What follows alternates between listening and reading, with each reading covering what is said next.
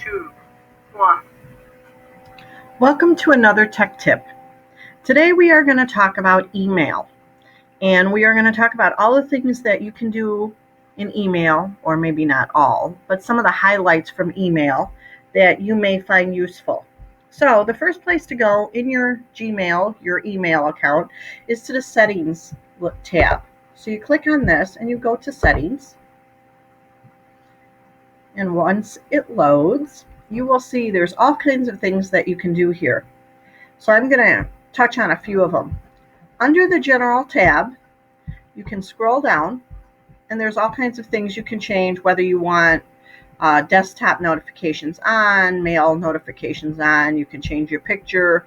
But here is one thing that I think that a lot of people know, but a lot of people don't also know, is you can add a signature. So it's a default, it is set to no signature, but here you can create a signature, and you can have your name there all the time, so you never have to type that again. Or you can say other things like, here I have my Twitter, I'm a level 1 certified educator, Google for Education, so I have my badge here. So there's all kinds of things that you can add here. I know sometimes people put in quotes or other pictures, but just something that kind of sets who you are. Another place to go is to a place called Inbox. And in Inbox, what's really kind of neat about this is that you can set your categories. So if you have your inbox set as default, a lot of times everything, if you don't have things separated, you can have it all under one, just under your primary area. I have mine set up so that I have my things that are primary. So those are the conversations that are from the people that I want to know about, like people I work with all the time. Social would be your Twitters or your LinkedIn or your Google Plus, things like that would show up there. Promotions, so things that you get that are basically, what I call like junk email.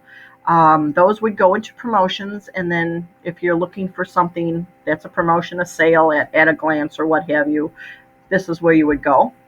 Updates are usually where things that are shared with me for Google show up.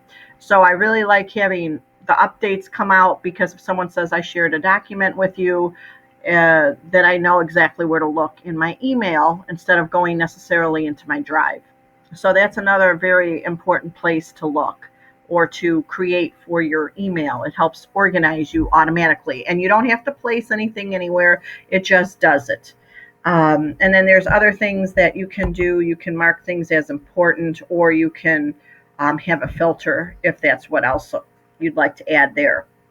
Another thing that I think is pretty important here is these things called labs. Labs are really kind of neat, because labs will help you organize your email even more, or your Gmail even more. And if you read through these, there are ways that you can like in Outlook, how we used to be able to delete an email and then it would automatically go to the next one. You can do that here as well.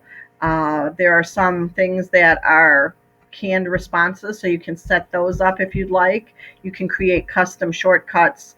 You can let Google Voice Player play in mail, if that's something that you have used or are using.